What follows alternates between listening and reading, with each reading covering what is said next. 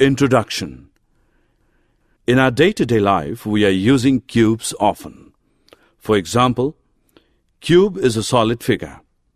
We can find the volume of cube using a mathematical formula. It is commonly used in our day-to-day life.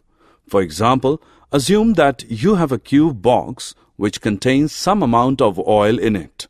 How much oil does the box contain? You can find the amount of oil using volume of cube. The power 3. Volume of cube is equal to S into S into S, which is equal to S cube. When a number is multiplied by itself 3 times, we get the cube of the number. The cube of 2 is equal to 2 cube, which is equal to 2 into 2 into 2, which equals number 8. That 500 must be multiplied with to make it a perfect cube. Solution. We have seen that 500 is equal to 2 into 2 into 5 into 5 into 5. 2 into 2 into 5 into 5 into 5 is equal to 2 into 2 into 2 into 5 into 5 into 5, which is equal to 2 cube into 5 cube. Hence, to make the factors into a product of triples of equal factors, 500 should be multiplied by 2. Hello students आज हम start करने जा रहे हैं class 8th का math, जिसका हम chapter 4 start करेंगे। तो स्टूडेंट्स, चैप्टर 4 एक्सरसाइज 4.1 को स्टार्ट करने से पहले मैं आपको इसका थोड़ा कुछ बेसिक समझा देती हूँ। इंट्रोडक्शन। तो इंट्रोडक्शन में है हमारा, सबसे पहले हम क्यूब जानेंगे कि क्यूब होती क्या है। ये है हमारा chapter 4।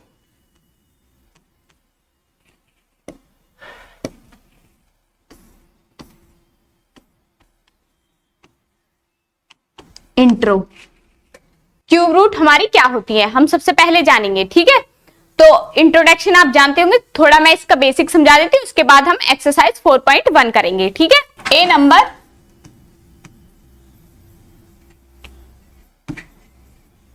Which when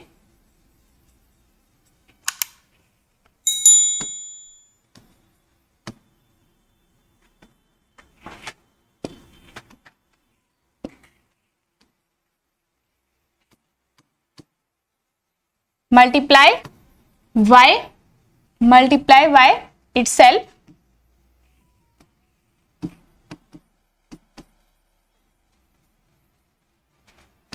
three times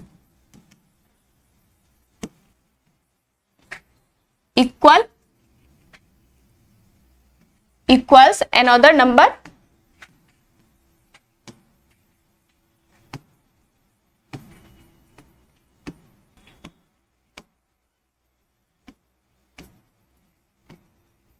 cube root can be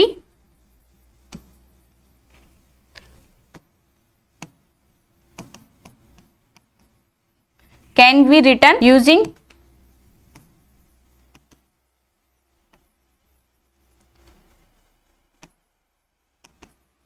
radical symbol or a rational exponent. जैसे कि 3x they they, example for example इस प्रकार से आपको दिया हुआ है 3 अंडर रूट x, तो इसको हम क्या लिख सकते हैं, x की पावर 1/3। तो इसमें रूट की पावर क्या है, 1/2। रूट की पावर क्या होती है, equal to root equal to क्या होता है, 1/2। तो यहां पर हमारी किस में दी हुई, 3 में दी हुई है, तो क्यूब निकालना है, तो क्या हो जाएगा 1/3 इस प्रकार से, ठीक है। तो इतना आया समझ में। तो इटसेल्फ, जैसे कि मैं 1 लूं तो 1 का इटसेल्फ 3 बार मल्टीप्लाई करनी है। एग्जाम्पल, अगर मैं 1 लेती हूं तो इसकी हम 3 बार मल्टीप्लाई करेंगे, 1 इंटू 1 इंटू 1, तो क्या आ जाएगा 1, ठीक है। इसी प्रकार अगर मैं 2 लूं 2 का मैं क्यूब निकालूं तो क्या हो जाएगा 2 इंटू 2 इंटू 2, तो 2 2 जा 4, 4 2 जा 8, तो क्यूब क्या आ गई 8। इस प्रकार से एग्जांपल्स लेंगे तो आपको इसकी डेफिनेशन समझ आई। क्यूब रूट्स क्या होते हैं? A number which when multiply by itself 3 times. अगर कोई भी नंबर हमें दिया हुआ है और बोले कि इसका क्यूब निकालिए, तो आप क्या करेंगे, उसी नंबर की 3 बार मल्टीप्लाई कर देंगे। जैसे कि मैं यहां 4 लूं, फॉर एग्जाम्पल जैसे कि यहां पे हम 4 ले लिया, तो 4 का हम क्या करें, क्यूब रूट पूछे आपसे, बोले कि क्यूब रूट निकालिए, क्यूब रूट ऑफ 4। क्या पूछे क्यूब रूट ऑफ 4, तो कैसे निकालेंगे, क्या होता है क्यूब रूट्स?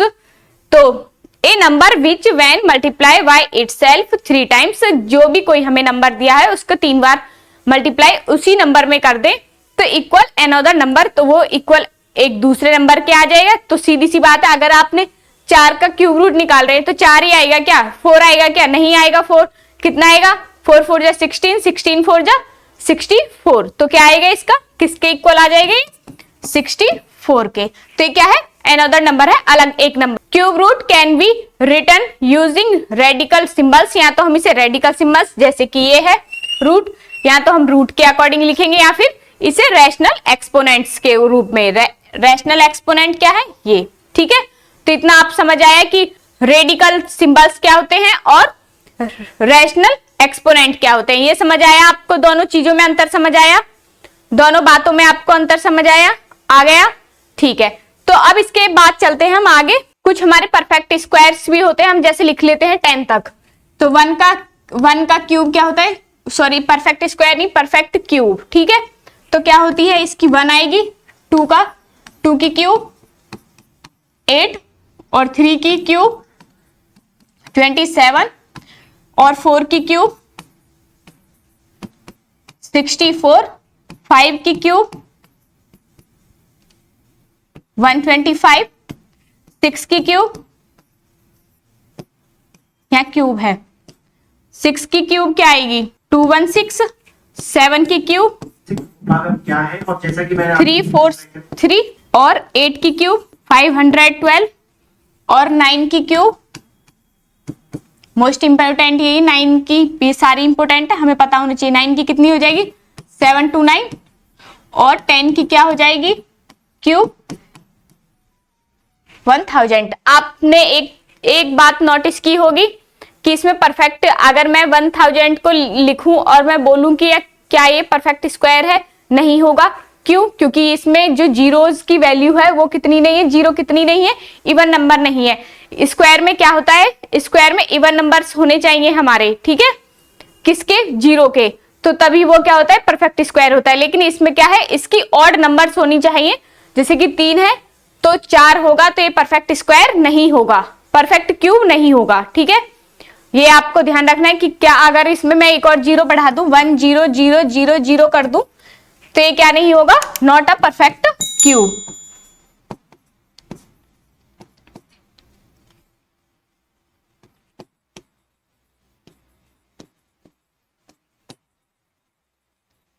ये आपको ध्यान रखना है, ठीक है। जहां पर 3 आए, एक मेन बात आपको ध्यान रखनी है कि जो हमारे परफेक्ट स्क्वायर जो होते हैं उसमें कितनी होगी, इवन नंबर्स होंगे जीरो के, और जो परफेक्ट क्यूब है उसमें ऑड नंबर्स होंगे जीरो के, ठीक है। और एक बात और ध्यान रखनी है, हमेशा इवन नंबर का हम क्यूब करेंगे तो क्या आएगा, अगर हम इवन नंबर का क्यूब करें तो क्या आएगा, इवन ही आएगा, इवन नंबर ही आएगा। अगर ऑड नंबर का हम क्या करें, क्यूब करें तो क्या आएगा, ऑड ही नंबर आएगा, ठीक है। ये दो बातें आपको ध्यान रखनी है। जैसे कि कुछ हमें परफेक्ट स्क्वायर्स दिए हुए हैं, ठीक है, 11 से 20 तक और लिख लेते हैं। 11 का परफेक्ट क्यूब क्या होता है हमारा 1331, 12 का क्या होता है क्यूब 728, 1728, 13 का क्या हो जाएगा 2197, इसी प्रकार से 14 का क्यूब क्या हो जाएगा 2744, इसी प्रकार से 15 का क्यूब क्या होगा हमारा, इसी प्रकार से 16 का क्यूब क्या हो जाएगा, 17 का क्यूब, इसी प्रकार से 18 का क्यूब और 19 का क्यूब और 20 का क्यूब। देखना 17 का कितना होगा, 4 9 1 3 5 8 3 2 और 19 का कितना हो जाएगा, 6 8 5 9 और 20 का कितना हो जाएगा, 8000। तो इतना आपको समझ आया यहां तक, ठीक है। इसमें आपकी बुक में भी दिया हुआ है, आप ये सारे अपनी बुक से भी नोट कर सकते हैं, ठीक है। ये आपको पता होना चाहिए, कम से कम 20 तक तो आपको याद होने चाहिए क्यूब रूट्स, ठीक है। इसके बाद दिया हुआ है क्यूब ऑफ ऑल इवन, मतलब अगर हम किसी भी इवन नंबर का क्यूब निकालेंगे, मैंने आपको ही बता दिया है। जैसे कि इवन नंबर हमारा क्या है, 2 है, 2 का क्यूब निकालू तो मैं क्या आ जाएगा 8, तो क्या इवन नंबर नहीं है 8 भी इवन नंबर ही है। अब ऐसे ही 1 अगर पूछने लगे कि 11 का यूनिट नंबर क्या है, 11 का, 11 के पीछे क्या आ रहा है, यूनिट डिजिट क्या हो जाएगी इसकी 1, ये स्पेशल केसों में ही होगा। इसी प्रकार से 21 का भी क्यूब करेंगे तो क्या आएगा 1, पीछे 1 ही आएगा, ठीक है।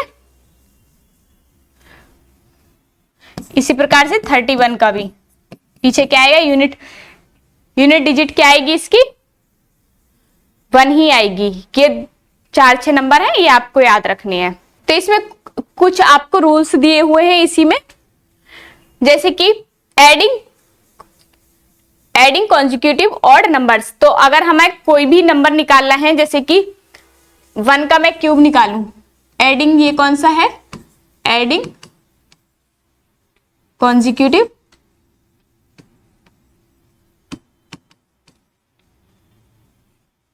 ऑड नंबर,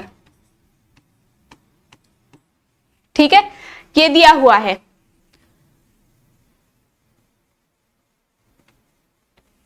ठीक है, जैसे कि मैं 1 की 3 निकालूं तो क्या आएगा, इसमें तो 1 ही रहेगा।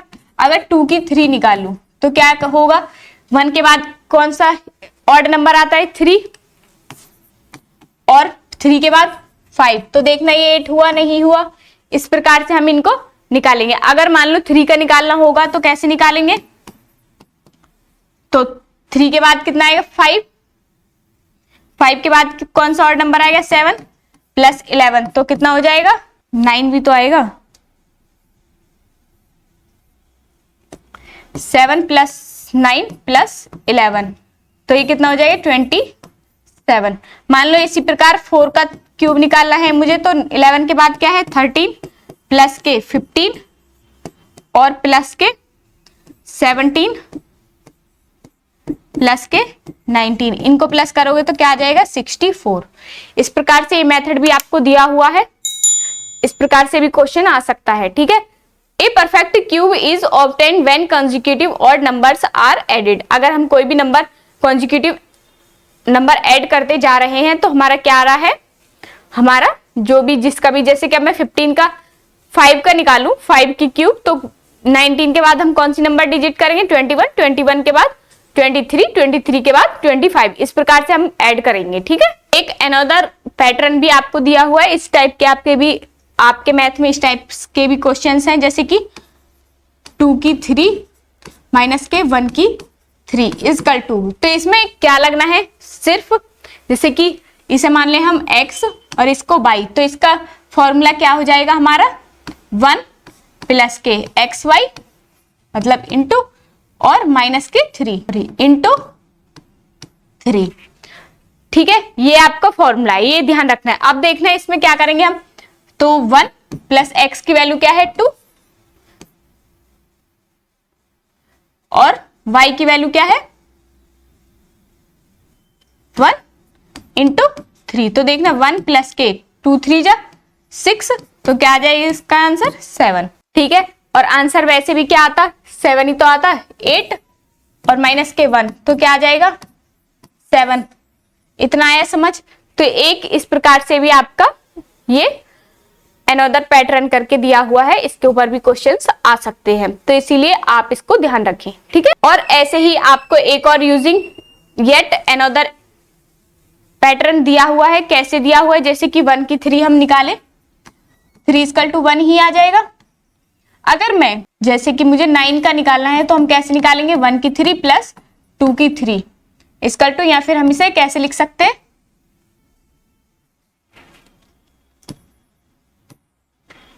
हम इसे ऐसे भी तो लिख सकते हैं 1 + 2 की 3 = 9, यही तो आएगा। 1 का करेंगे तो 1 और 2 का करेंगे तो 8 = 9, एक ये दिया हुआ है, ठीक है।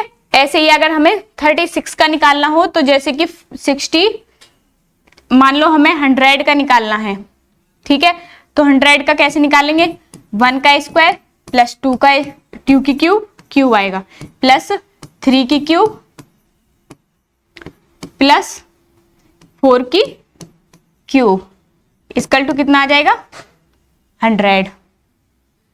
क्यों, देखो 1 का तो 1, 8 प्लस के 27 और प्लस के 64, तो इन्हें प्लस कर दो, 7 और 4 कितने हो गए, 11 और 8 19 और 1 22, 6 और 2 8 और 2 कैरी का 10, ठीक है। इस प्रकार से हम करेंगे तो कितना आ जाएगा, 100 आ जाएगा। तो ये भी आपको पता होना चाहिए, ये मेथड भी आया इतना समझ। और नेक्स्ट है आपका cubes and their prime factors, ठीक है। तो इसमें क्या करना है, हमें कोई भी जैसे हमें नंबर दिया हुआ है तो हम इसका क्या करेंगे, प्राइम फैक्टर कर लेंगे। तो प्राइम फैक्टर तो आप जानते ही हैं, जैसे कि 2 से 16 का मैं करूं prime factor, cube and their prime factors,